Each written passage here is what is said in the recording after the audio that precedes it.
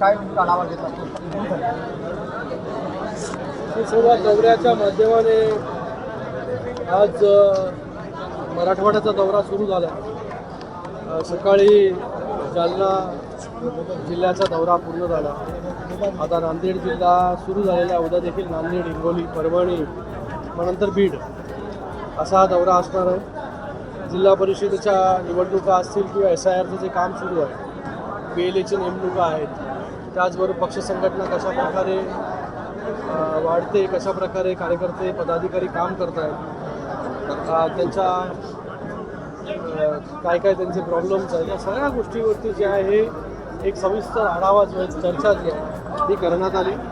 सगळे आमदार महोदय या नांदेडचे, हेमंत पाटील जी असतील, भंडारकर जी असतील, त्याचबरोबर कल्याणकर जी आहेत, आत्ताच त्यांचा प्रवेश शिवसेनेमध्ये झाला असं शंकरांना, हे सगळे उपस्थित होते.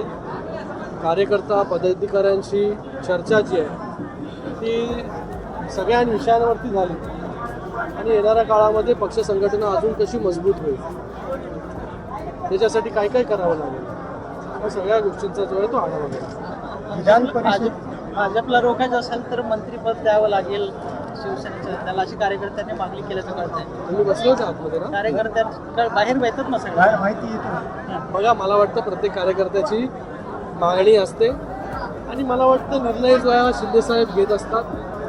योग्य पदाधिकाऱ्याला योग्य वेळी न्याय हे देण्याचं काम जे शिंदेसाहेबांनी केलेलं आहे, येणाऱ्या काळामध्ये देखील तसंच.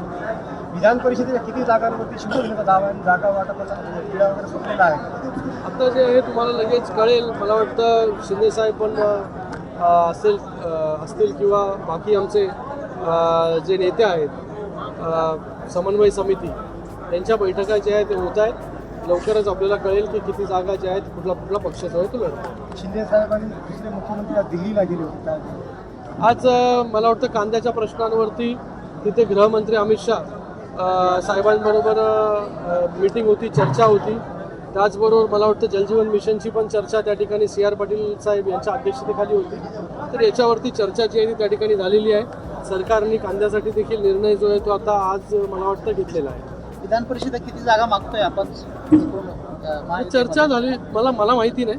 मी तर सगळीकडे फिरतो आहे, कारण की याच्या अगोदर जो आहे तो नाशिक असेल, त्यानंतर ठाणे जिल्हा असेल, आता तिथून थेट आता मराठवाड्यामध्ये आलेलो आहे. मला वाटतं शिंदेसाहेब आणि त्याचबरोबर आमची समन्वय समिती, त्यातले नेते जे आहेत हे त्याच्यावरती चर्चा करतात. हिंगोली परभणीच्या जागेवर भाजप दावा करते, याची जागा तुमच्याकडे होती यापूर्वी. कोण म्हणाला तुम्हाला? मागणी केली ना, कोणी? दिलीत भाजपच्या लोकांनी.